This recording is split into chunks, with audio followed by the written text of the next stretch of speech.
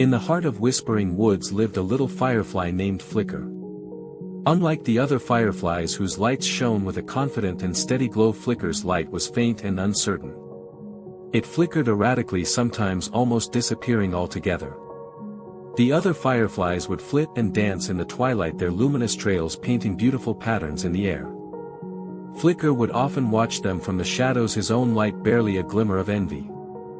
He longed to join their aerial ballets, to be a part of their radiant community, but a deep-seated doubt held him back. He believed his light was simply not bright enough, not strong enough to be seen or appreciated. Whenever he tried to join them, his light would falter even more, as if mirroring his lack of self-assurance.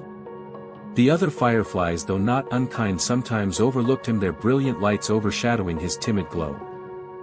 One night a wise old owl named Hoot perched on a branch near Flicker. Hoot had seen countless seasons pass in Whispering Woods, and he possessed a quiet understanding of all its inhabitants. He watched Flicker struggling to ignite his light, his small form hunched with discouragement. "Little one, why do you hide in the shadows?" Hoot asked, his voice a soft rumble. Flicker, startled, looked up at the owl. "My light, it's not like theirs," he whispered, his light dimming further. "It's weak and it flickers. I could never shine as brightly as the others." Hoot blinked slowly, his large eyes filled with a gentle wisdom. "Have you ever truly believed in your light, Flicker?" he inquired. Flicker was silent for a long moment. "I try, but it doesn't seem to help." "Trying is different from believing," Hoot said patiently. "Belief is a strong current that flows from within. It is not dependent on what others think or how bright their lights may be. Your light is unique to you, Flicker. It has its own rhythm, its own intensity. Perhaps it flickers because you doubt its worth." Flicker had never thought of it that way. He had always compared himself to the others, assuming his light was inherently inferior. Hoot's words sparked a tiny ember of curiosity within him. "But how do I believe?" Flicker asked, his voice barely audible. "You start by acknowledging what you have," Hoot advised. "You have a light, Flicker.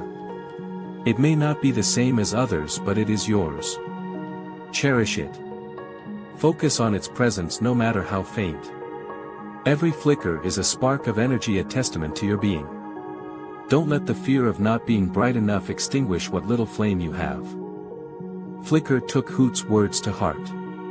He started to focus on the small moments when his light did shine, even if it was just for a fleeting second. He stopped comparing himself to the other fireflies and instead began to observe the unique quality of his own light. He noticed that when he felt a surge of curiosity or a moment of joy, his light seemed to glow a little stronger, a little steadier. He began to experiment. He would try to focus his attention on positive thoughts, on the beauty of the night, on the gentle breeze rustling the leaves. Slowly, gradually, his light began to respond. It still flickered, but the flickers became less erratic, the periods of dimness shorter.